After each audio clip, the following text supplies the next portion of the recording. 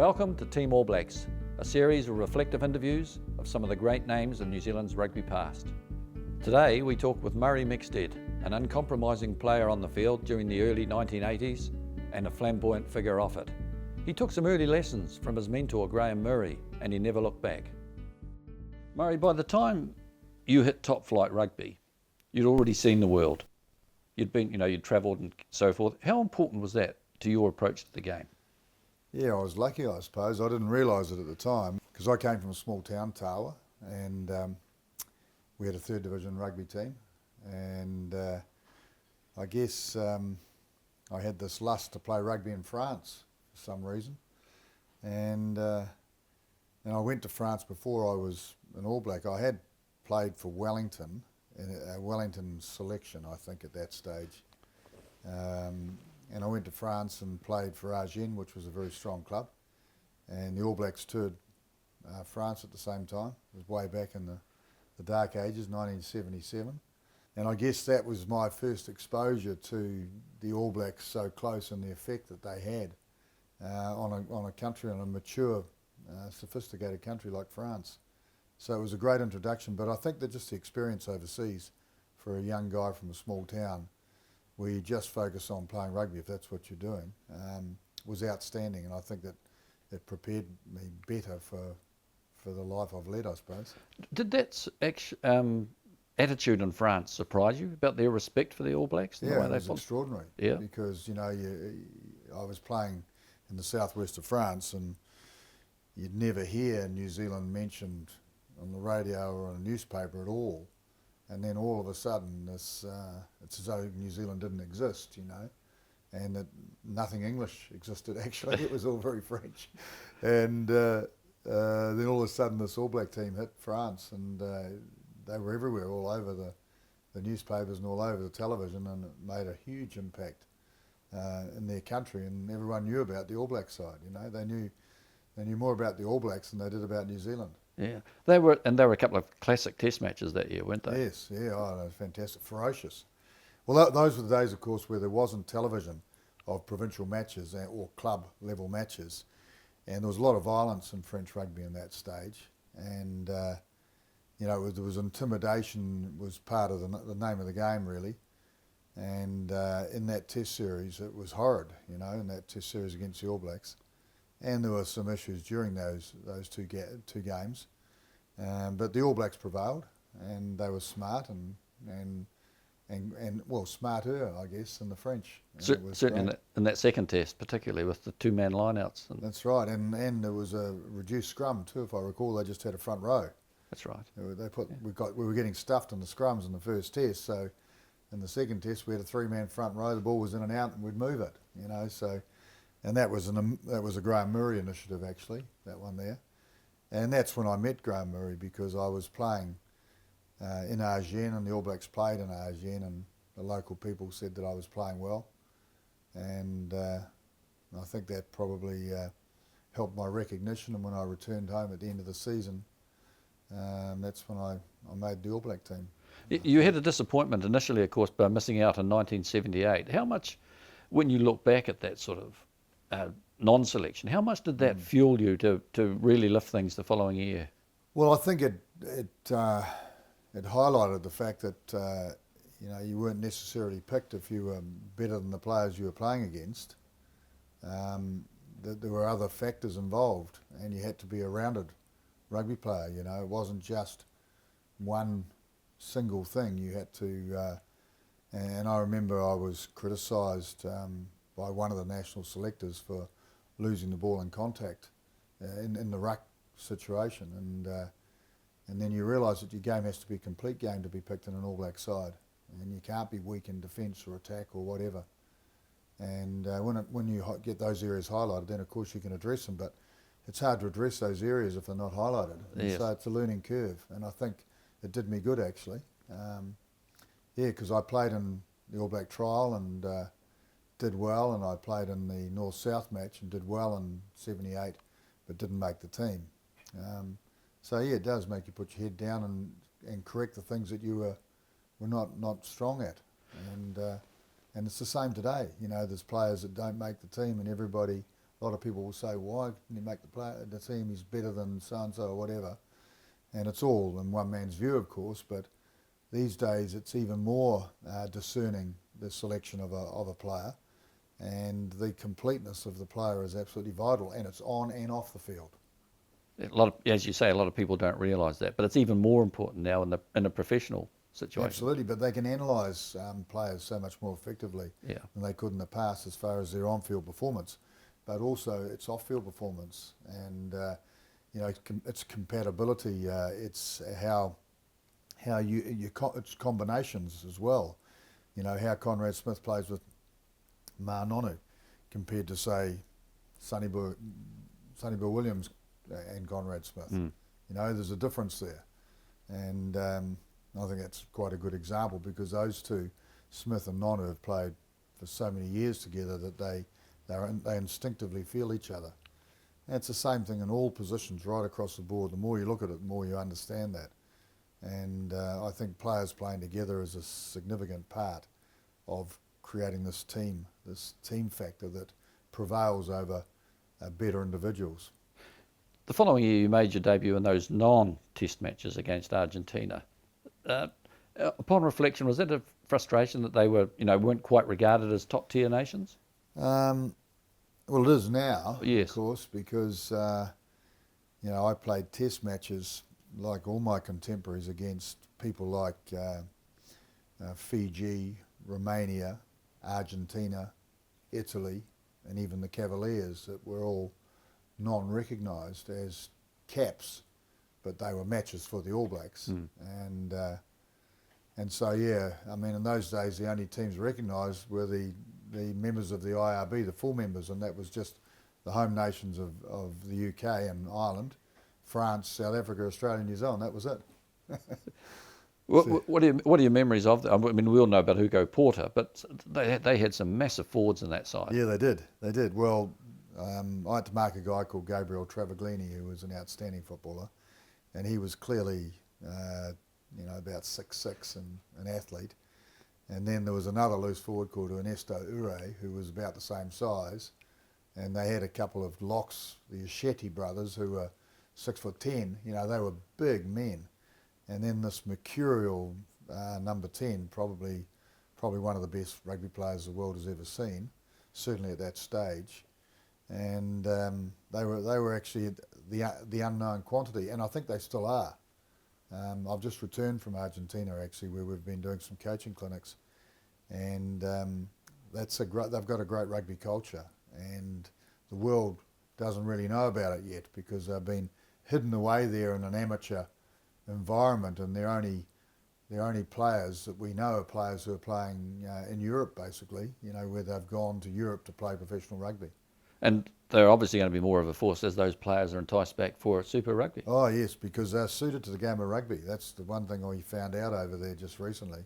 They're absolutely suited to rugby, and there's rugby strongholds throughout that country, because it's a much bigger, higher populated country than New Zealand, of course, and rugby runs steep in its tradition.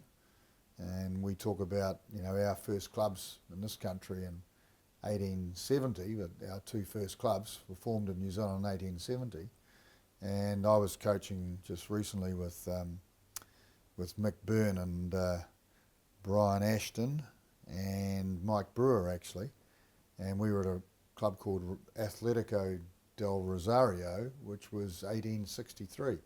So 7 years before our first clubs they were formed. So it goes back, and I think we'll get exposure to these Argentinian players in Super Rugby shortly, which is great, and also the Rugby Championship. So this is a great addition to the international game, actually. What's the anticipation like over there for that development? Oh, I mean, they're lusting after it. You see, they don't have technical coaching because they've been isolated.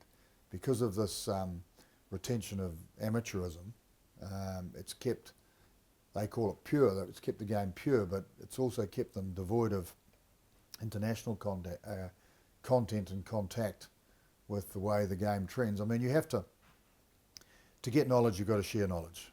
It's a simple thing, and you can't hide away in your own little world and expect to keep on being innovative and ahead of the world. You've got to you got to share, and that's one thing we certainly do at Irans. You know, it's how our coaches develop from the knowledge of other coaches and a rugby coaching think tank. Very vital, and I think Argentina will really explode in the next 5 years because of it. Back to your own career, you of course were chosen for the tour in 1979 to Britain, and a rather sensational debut against Scotland. Certainly a sensational try. Yeah, well, it was funny because I did play against Argentina here, but as you said, they didn't count as a test cap. But probably about 2/3 of that team went on that tour. And yes, my first official cap was at Murrayfield, so it had a good name, I thought. Gave me a good start. It was very cold, I remember, extremely cold actually. And in those days, the novelty of this electric blanket underneath Murrayfield to keep the frost off the grass was pretty novel. I remember that clearly. And I also remember having trouble getting ball in the line out. We were very short of ball at half time in that game. Because they had some tall timber, didn't they? Yeah, they did. Yeah, they had a number of players, and I think Andy Hayden was having trouble in the line out, and he was our main ball winner. And so in the end, at half time, Andy Hayden and Andy Dalton, I think Hayden himself actually said, let's try some short lineouts, which we had never even trained. So they were impromptu. And so between Andy Dalton, Andy Hayden and myself, we decided we'd have two men, and Andy would throw it to the guy that winked, and we made up that plan right there at half time, and we implemented it. And I scored a try from a short lineout, so it was so it was a great success. And then the game opened up a bit because we were getting ball, and I remember Stu scored a good try in that game as well. But it wasn't a short line out that was quite close to the line. There was a bit of distance involved in your run to the try. Can you talk us through that? Yeah, no, I remember it clearly because Andy stepped into the front of the line out and I was behind, and Andy Dalton was throwing the ball in, and it was called on me, and I stepped back, and the guy marking me stepped back, and then I jumped forward and took the ball and ran through and sidestepped Hay, I think, to score beside the sticks. You mentioned before you're meeting Graham Murray, but a lot of development happened on that tour with him and his style. I believe he sort of changed the way you played at number 8. Yeah, he did actually. It was pretty interesting because he ended up staying behind and playing rugby in Paris for Paris University Club, and he had some friends called Le Droff, of all names, down in a town called, was it Osh, somewhere near there, which wasn't far from where I was playing, and he invited me over for the weekend to stay with them. It was a very entertaining weekend because Graham's partner at the time was Spanish, and she could speak Spanish and very little English, and they could speak French and a bit of Spanish, and Graham and I could speak English and very little French in those days. So it was a very interesting environment. But one thing that we did do on a blackboard when we were there is we discussed the lines of running of an open side flanker and a number 8. And in those days, the traditional number 8 line was running behind the back line. It was a Brian Lahore sort of corner flagging type. Corner flagging, not quite as radical as that, but certainly behind the back line. And we discussed getting numbers to the breakdown in those days. And the logic is fairly simplistic, isn't it? If you can get 2 guys to the breakdown quicker, you'll win the breakdown area. So there's just as much emphasis at that stage as there is now today, and everyone knows about it today, but it wasn't as public in those days, I guess.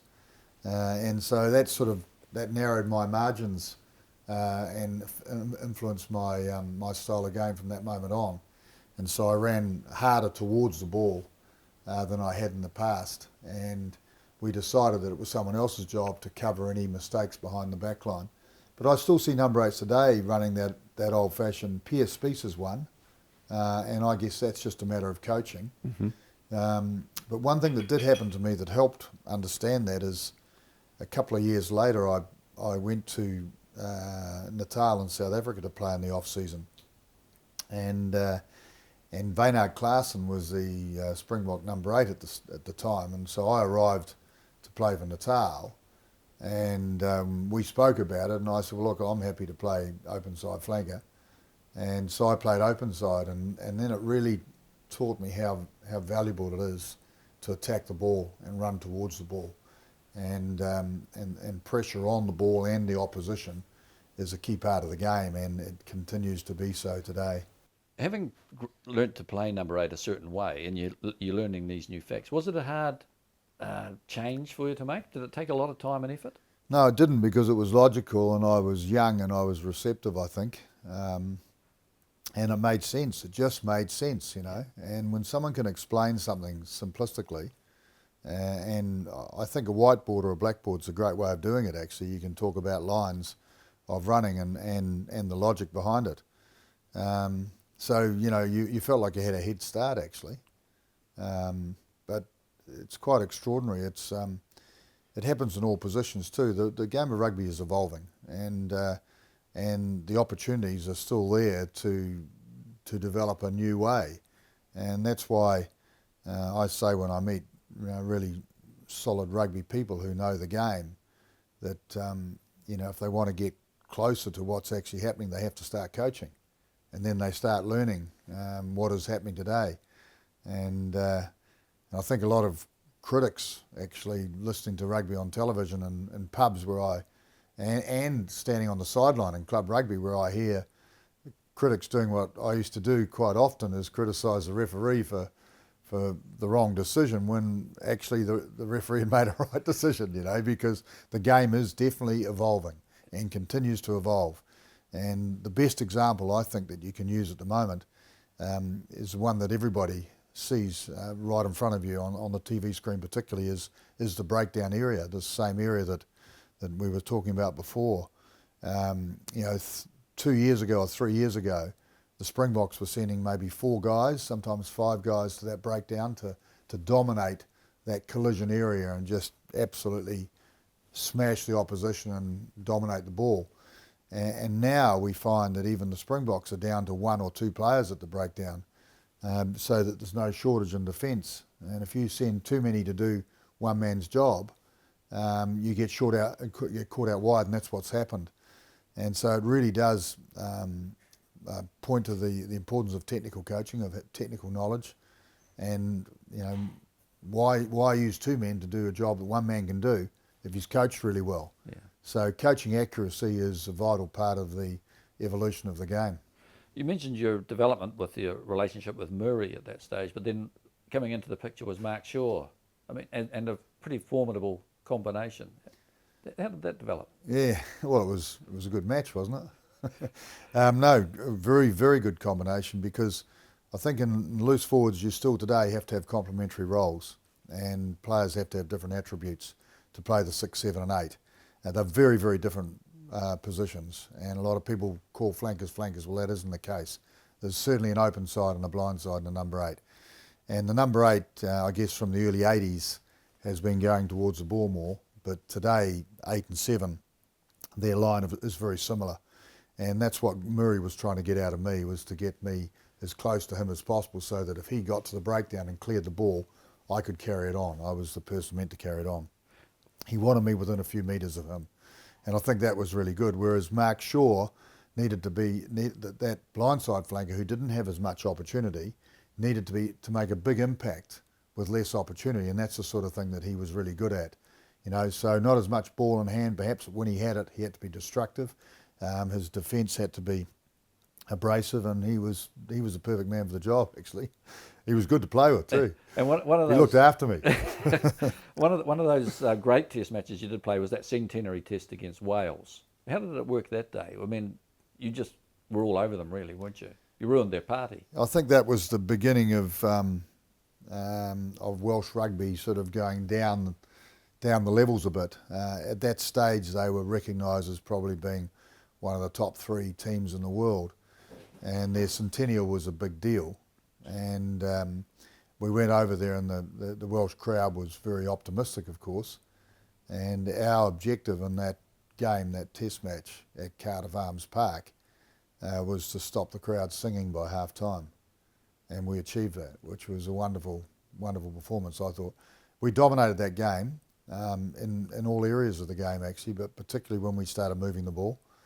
and we had some good ball players. Well, I was just going to mention Nicky Allen. Nick Allen, I was about to mention him too, because he was a fluid player and very clever at making a half break, and with good loose forwards supporting breaks of the advantage line, it became quite easy actually.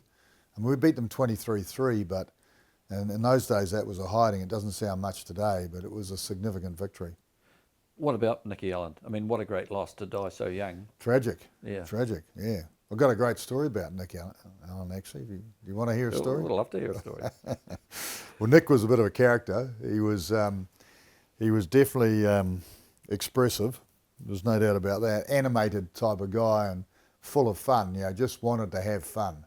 So he was trying to force a lot of life into a short period of time. And by the time, he passed away, he must have only been 25 when he passed away, but he had lived 2 lives by the time he did. So that's about the only thing you could say about him dying young. But he was an infectious character, magnificent actually. But I remember one infamous story about Nick, and there's about 100 infamous stories, but the one I remember that sort of epitomised him more than all the others was when he was playing for counties. So Grant Fox at that stage, great rivalry between Foxy and Nick Allen, because they were both outstanding rugby players. And Foxy was playing for Auckland, and so Nick was playing for counties, and he used to drive down from Auckland because he's an Auckland boy, train and then drive home, you see.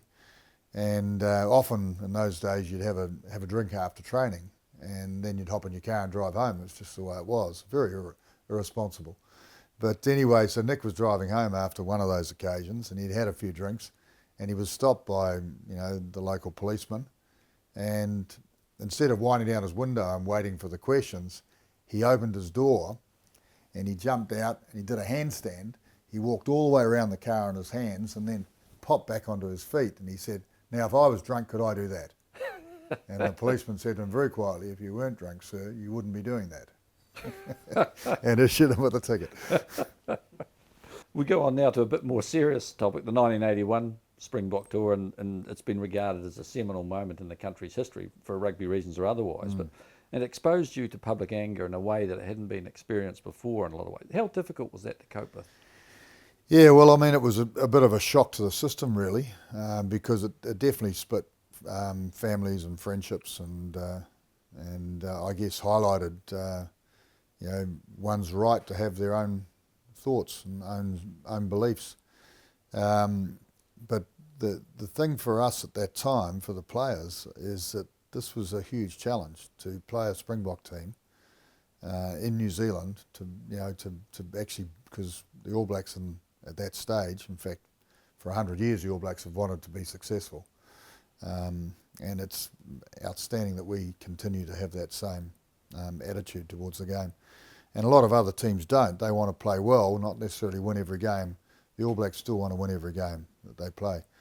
And so to beat the Springboks was going to be a hell of a challenge. And we all know that unless you concentrate and focus on what you're doing, you're not going to do well. You're not going to do as well as you could. And so our mind was very much on how we're going to beat these guys from the moment they arrived, trying to work out what they were like, what their style was like, where their strengths were, where their weaknesses were. So, I can truly say that apartheid and demonstration factor was sort of removed from my focus. It was something that was sort of going on in the background, but we were very, very aware of it. But our prime objectives and our prime focus was on the game, and that was a great test series. It was a wonderful test series, and there's some classic things that happened during those 3 matches. But it was not good for the country, that's for sure. In fact, I don't think there was racism in New Zealand at that stage because we weren't aware. We weren't aware of whether you were brown or white or black. It just wasn't part of our makeup at that stage. We were a fully integrated country, and I even remember at the Wellington Football Club, we used to play Māori versus Pākehā in touch rugby before training, because you could see who was in each team. you know, because everyone have scattered jerseys, you know, and it was just a logical thing to do. Well, if you did that today, people would say that's racist. Yeah. But, you know, it was just logical. And you mentioned the series being... I used to play with the Māori guys because I was a bit darker than the average Pākehā. all those years overseas in the Northern Hemisphere summers. But you mentioned some of the great things that happened in that series. Was it the toughest series you ever played in? Yeah, I think at that stage it was. I think touring France was always pretty tough. But, yeah, it was certainly the most physical encounter I'd ever experienced. Yeah. Yeah. And what particularly the first test, your first experience of these guys, what's your memory of that? Oh, they were so much bigger than us in the first line-out. I'll always remember Graham Higginson turning to this guy, Henny Becker, who he was marking, and Higgy was a modest 6'5", and this guy was about 6'10". You know, and Andreas Becker's his son, by the way, and I think his father's taller than his son, and he's huge. Yeah. But and Louis Moorman also was a very big man, and all their loose forwards were all, you know, three of them out of the five were definitely taller than me. So it was a confrontation against a pack of, well, a team of rugby players that were very physical, but it wasn't only their size, it was their attitude towards the game, and they still have the same attitude today. It's you know, rugby is a physical confrontation, but they are confrontational. They like to confront and, you know, to win that encounter. I think it's fair to say, and we do too. So it was a good clash. And I think we outmanoeuvred them in that first test. I was going to say, speed became the issue, didn't it? New Zealand's speed was what carried you through. Yeah, I guess so. No, I think we probably had a pretty sound game plan in that day. You know, we needed to move them around, and we did. But in the second test, they bounced back, and there was only one team in that second test, Yeah. and it wasn't us. Did they catch you napping there, or was it? I don't think they caught us napping. I think they lifted the bar. They lifted the bar, and what we were doing wasn't satisfactory, wasn't sufficient. And the best test series are those test series where you get better and better because you learn from the opposition, and you'll learn what you have to do to be able to beat the opposition. And it's the same today. That's why test series are so great. Yeah. You know, and tours are fantastic, and we'll see it with the British Lions here again. And they build momentum, and they build a better standard of play and a better quality coming out of the coaching group and the players. And it exposes the great coaches from the mediocre coaches as well, and exposes the players that can grow and the players that can't grow. And of course, you had that great finale to that series in Auckland, memorable in Yeah. different ways. Well, that's probably, you know, when you look back in time, that's probably my most memorable match. It was a huge occasion, and we won it in controversial circumstances, and the whole tour was controversial, and Huey nailed that kick at the end to win the game, you know. And I've always thought this, but I've had debates with South Africans on this over the last 30 odd years, because it's that many years ago now. But I think we deserved to win that game, although they scored some great tries, so you'd have to say. But, you know, you feel a game and you feel whether you have an edge, and I thought we certainly had an edge up front in that game, but it was anybody's match. You mentioned that you played with Wayne and Klaassen afterwards. Did he talk much about his experience and what it had said to him about their situation in South Africa? It was funny, actually, because I met Waynard in France before either of us played international rugby, and he was playing number 8 for Marmande, and I was playing number 8 for Agen, and we played against each other. And someone had told me that, because in those days there were no foreigners playing rugby in France, very few, maybe 2 or 3. And I hadn't spoken English to anybody for quite a long time, and I was sort of fumbling my way through the French language, and they made it clear to me that the number 8 for the opposite team was a South African. I thought that'd be great. I could speak to him after the game, but he was an Afrikaner, and his English wasn't so great actually. So it was a bit of a battle, but we had a few drinks together, and we got on, and we had another social night together actually. And then the next time I saw him was in the first test against the Springboks in '81, and he was number 8 for the Springboks and I was number 8 for the All Blacks. It was incredible. Yeah. And so I became quite friendly, and still friendly today. In fact, I got an email from him a couple of days ago. And his son has gone on to play rugby in France and represent France. Yes. Antoine Klaassen is his son. And did he, but you know, in the aftermath of the tour and their experiences here, did he talk much about it? We didn't really discuss it during the tour because there wasn't the opportunity. No. But after the tour, no, we haven't really discussed it at length actually. Probably should have, but we haven't. But he was a very broad-minded and liberal man, you know, and he should have been. They should have promoted him as the front person for that Springbok team because he's an artist and he's a poet and he's an intellectual as well. He's a learned man. In fact, his role is at Pretoria University today with rugby development and HR, I think, is where his expertise is. So, but we would have touched around well, we have spoken about the confrontation, the rugby confrontation, but not really too much about the controversy within New Zealand. A little bit about the damage it did, because he understood the damage it did to New Zealand society. Uh-huh. They were here, they witnessed that, but we haven't spoken at length about that. Fair enough.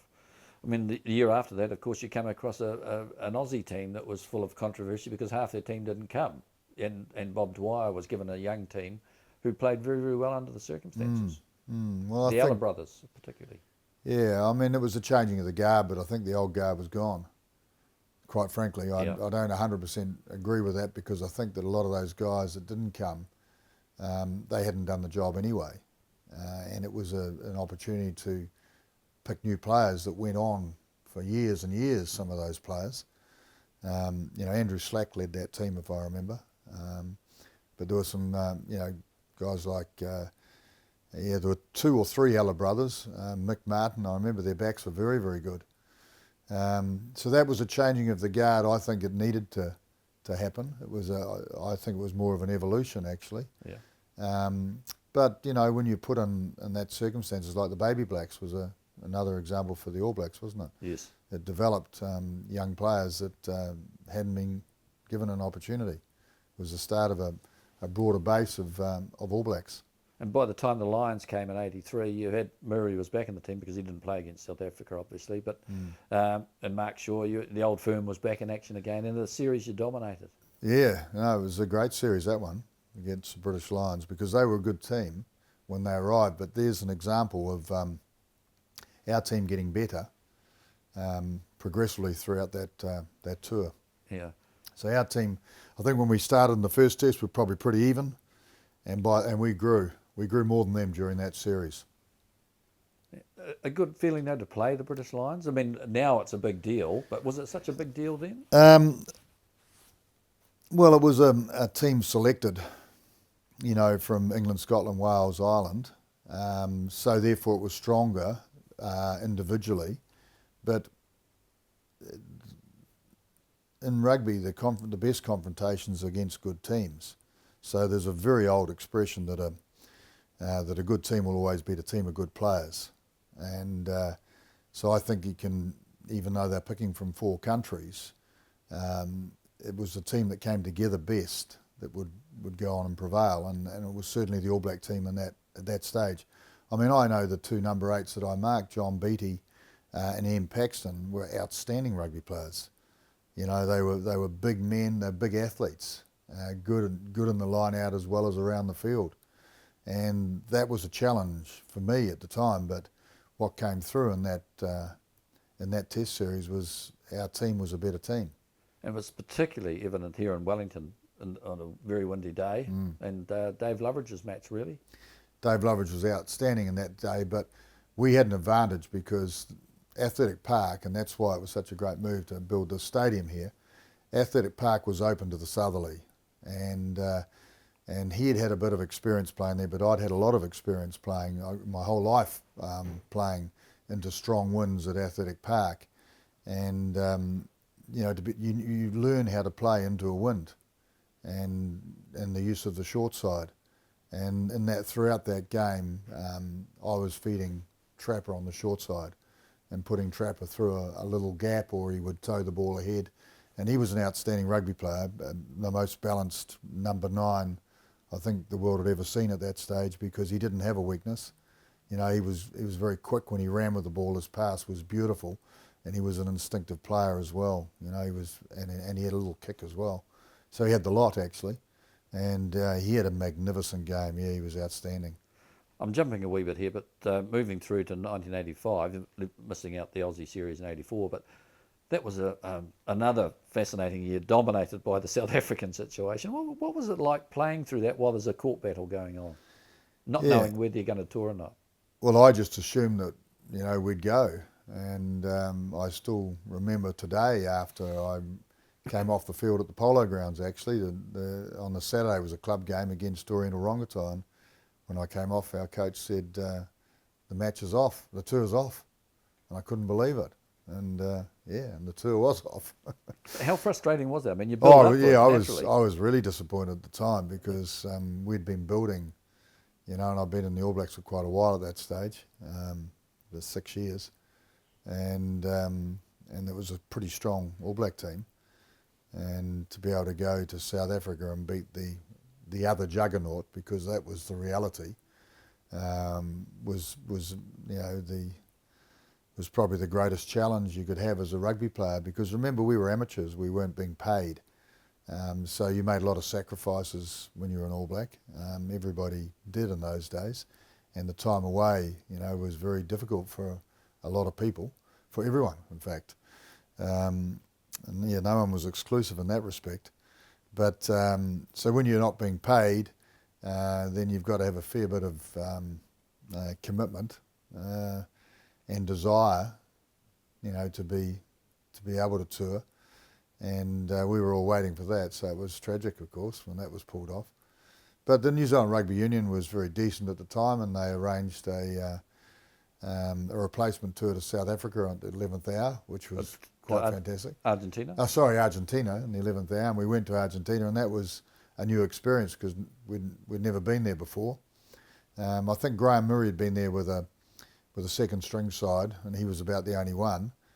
Andy Hayden too, yes, that's right. But anyway, a great experience for the majority of the team, because it was a new world, and it was, they were foreign, and everything was foreign there. And I remember cruising around the country. We played in all sorts of places, like Rosario. I remember that game in Rosario. In fact, on my recent trip, I just met the halfback that we played against. But we also played some really, really tough matches. And the Test series was tough. And in fact, I think... You almost lost, didn't you? Yeah, in the last Test series, Hugo Porter kicked 7 goals, penalties and drop kicks. 21 points they scored, and we scored 2 tries. I scored one of them, I think, and that was my last official Test. And it was tough, actually, but a good experience. And then the following year, we went as the Cavaliers, and the only 2 players missing, I think, were David Kirk, and we had lots of halfbacks in those days, so we didn't miss him so much as a player. But John Curran was missed, because John Curran was a star, and he was big and strong and fast, and he would have been outstanding on those hard pitches in South Africa. Yeah, as he subsequently showed when they went under legitimate reasons. Yes. What of that Cavaliers tour? Was it all that you would hoped it would be, or do you hold some frustrations from it? Oh no, it was a frustrating tour, because we were encouraged by the New Zealand Rugby Union off the record, and the moment we went, of course, we were blacklisted. And but it was a great tour, because once again, for an amateur rugby player, it was the challenge to play against the best. And if you play in an All Black side that was recognised as being, the number 1 team in the world at that stage, and thankfully it still is today, then you want to play those players that are your greatest opponents, and that's a natural thing in my mind. And we weren't making any political statement in any manner or form. It was purely a rugby statement, a rugby desire. Yeah, and it was tough, but the refereeing was crooked. There was no international referees. We used exclusively a Welsh referee who was supposed to be impartial but wasn't, and he refereed the whole 4 test matches, the same guy, so it was tough. And I remember, I think in the whole test series,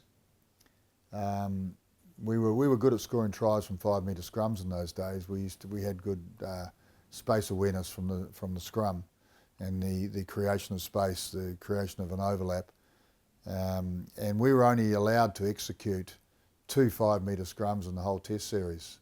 So in other words, every time we put the ball into the scrum, the whistle went for leg up or whatever. So yeah, so the refereeing wasn't the greatest, was it? But apart from that, it was a hell of a challenge, and there was some great games of footy. Of course, you wouldn't be the first team to have complained about the referee. No, and I'm not complaining about the referee. I'm stating a fact. Yeah, fair enough. That we had one ref for the whole time, and he didn't seem fair to me. You were regarded as a progressive thinker, and in the time that you played. Did you foresee the way the game has gone and the effect that a World Cup has had on the structure of rugby? No, actually, the World Cup was no big deal in those days, because it was mooted as we were having a World Cup in the following year, 1987, and all the teams that were invited I'd played against anyway, and I'd toured their country, most of them, and played at home. So it didn't seem such a big deal. And in fact, Buck Shelford was on that Cavaliers tour with me in '86, and when we were banned for 2 games, and and that was a tough pill to swallow too, because at that stage I'd played every test match for the best part of 8 years, and to prevail, to be selected, but also to be injury free, and no one was ever injury free. You're always carrying something. Was something I was proud of, and to be denied on a technicality, I thought was disappointing. And a lot of other players also felt it was a disappointing way to go out after good careers. And I think if you look back at the books, of probably about 11 players of that All Black era that retired at that moment. So we didn't think the World Cup was a big deal, but I remember Buck Shelford asked me, because he was in the Cavaliers tour, if I was going to retire, if I was going back to New Zealand to play, because he had been made an offer in South Africa and he would have stayed and played, I think. And I said that I was retiring, and he said, "Oh, thanks," and he came back and served his 2 games and then became the All Black number 8. So so no, the World Cup wasn't a big deal. We didn't think it was going to be such a big deal. In fact, if I'd known now, I might have been encouraged to stay on, but I think I was 33. I was nearly 34, actually. Yeah, it was always one of the fears of particularly the British administrators, that once there was a World Cup, the game would go professional, and that's the way it's prevailed, hasn't it? Yeah, I suppose I never looked at it that way, actually. Did that lead to professionalism? I think it would have gone professional anyway, because rugby was a global sport, and in fact the last 2 tours that I went on with the All Black team, there was, on each tour, there were quite a number of players that weren't available, that were first string selections because of farming commitments, certainly in the forwards, I recall. And each year it got harder for people. So I think that the game would have gone professional anyway, without the Rugby World Cup. Well, with your coaching academy, you're in an ideal position to make this observation. But have we coped with professionalism as you would have perhaps thought we should, or are we still learning? I think you're always learning. When you stop learning, you get old, don't you? True. And you get behind the times too. No, I think that the great thing about the game of rugby is that it's a challenge. Every single match that you play is a challenge, and to prevail and to win consistently, you've got to be thinking hard, and you've got to be finding better ways of doing it. And when you've got 15 men in a team, there's always a better way. You can always make something better. And that's the challenge, I think. If you're lucky enough to be part of a team that's rated 1 in the world, then you cherish that position that you're in, and you want to do better, if at all possible. And so, that's when the best development happens for any rugby player, is when they're on tour with any first class rugby player. When you're on tour, trying to succeed, irrespective of what happens during that tour. And I'm sure I speak for all Blacks at that stage, when there wasn't Super Rugby, for example. Those tours were the tours where you learnt most, and those tours were the tours where you took a big step forward. And some people can grow and some people can't, and that's how there was natural evolution as far as selection was concerned. Touring with the All Black side was the most progressive thing you could do for the game of rugby. Yeah. And how do you see the future of rugby? Well, I'd like to think that there would be more tours, but I think we're achieving the same thing with professional leagues. Super Rugby, I think, sets the standard actually for the rugby championship for this part of the world, particularly. And I think that everything's getting better, isn't it? Everything's getting better except the number of rules, I think. I think I'd like to refine the number of rules, but as far as athletic performance, it's never been as good.